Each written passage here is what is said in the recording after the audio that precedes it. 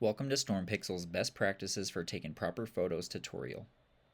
Photo taking on your end is critical when it comes to getting good results, so here are some tips on taking photos that our AI can properly assess. In this video, we will go over how to take front and overhead view photos, roof evaluation photos, comparing good versus bad, and collateral damage photos, all which are types of photos you can upload into your StormPixl report. Before we get started, there are a couple things to consider before you take photos for your first inspection.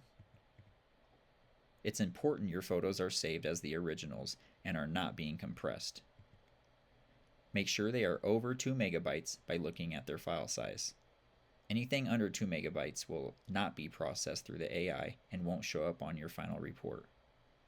This is usually a simple fix within the settings of your drone app, and once changed, you shouldn't have to worry about it again. You may want to search online for ways to change this setting for your specific drone. Here are some things to avoid, which mainly applies to your roof evaluation photos, since those are the only ones that get analyzed by the AI. Shadows are one of the main things that can trick the AI. It's best to pick a time of day when shadows aren't being cast off trees, other slopes, or shingles themselves.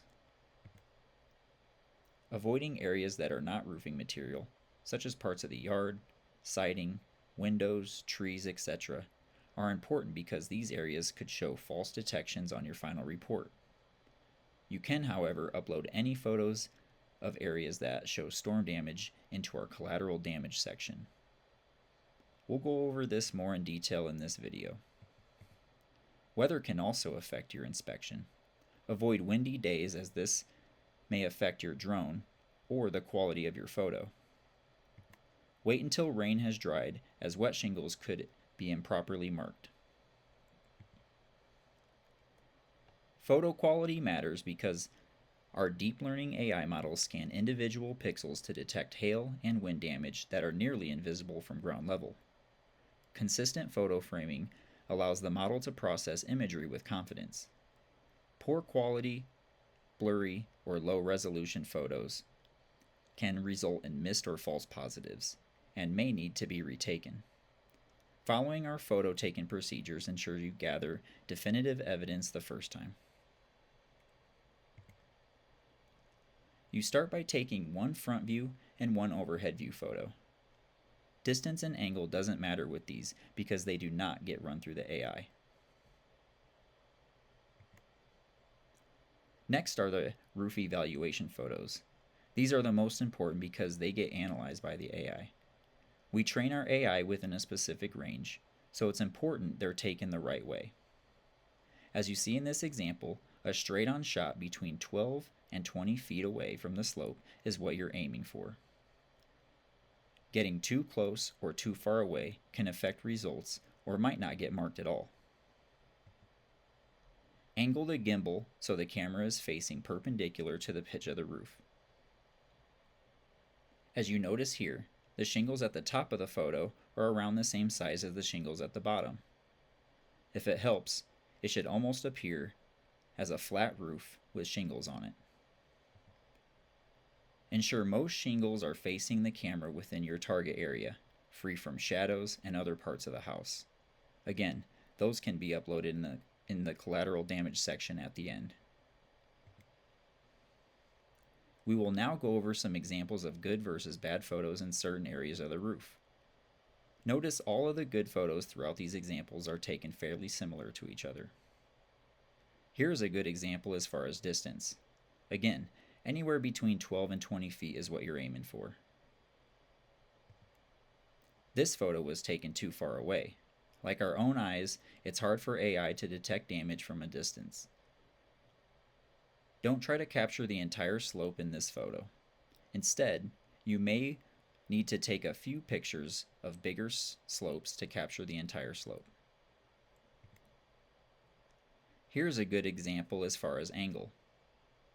As mentioned earlier, the shingles should all look fairly the same size throughout the entire photo, which means AI can properly analyze the entire target area. In this photo, notice the angle it's taken at. The shingles towards the top of the photo are harder to detect damage on, and in some cases, the shingles at the bottom may be too close. Shadows can significantly affect results because the AI has a hard time detecting damage in darker areas. Avoid times when shadows are significantly being cast off other slopes, trees, or shingles themselves. If unavoidable, you should be able to get enough photos without shadows.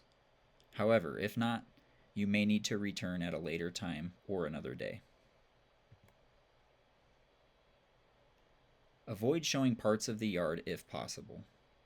Due to lack of training in these areas, the AI doesn't know what it's looking at and could mark within the area. Blurriness happens when the drone is moving. It's best to pause for a few seconds before taking the photo. Although subtle to our own eyes, blurriness makes it harder for the AI to detect as it's scanning each pixel. Ridges should be taken toward the top of the photo, not in the middle or anywhere else. The slope that is angled away from the camera will not be properly marked. Moving the camera so the ridge is at the top gives you a higher target area within range to be evaluated, including the ridge, of course. Hips should be taken towards the edge of the photo, as you see here. When the hip is not on the edge, the target area may have an adjacent slope, the sky, or another area that will not be properly analyzed.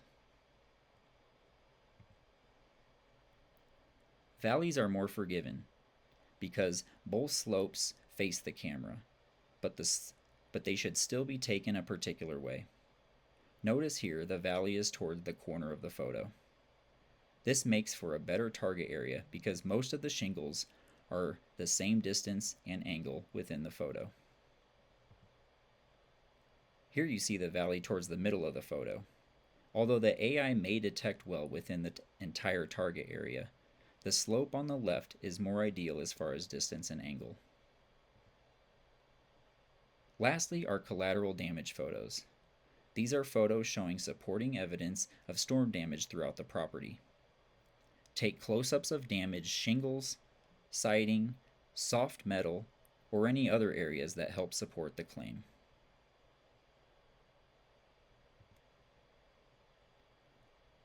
Although you may only need a few photos to make a claim, take as many as you can while you're at the property to eliminate revisiting the site.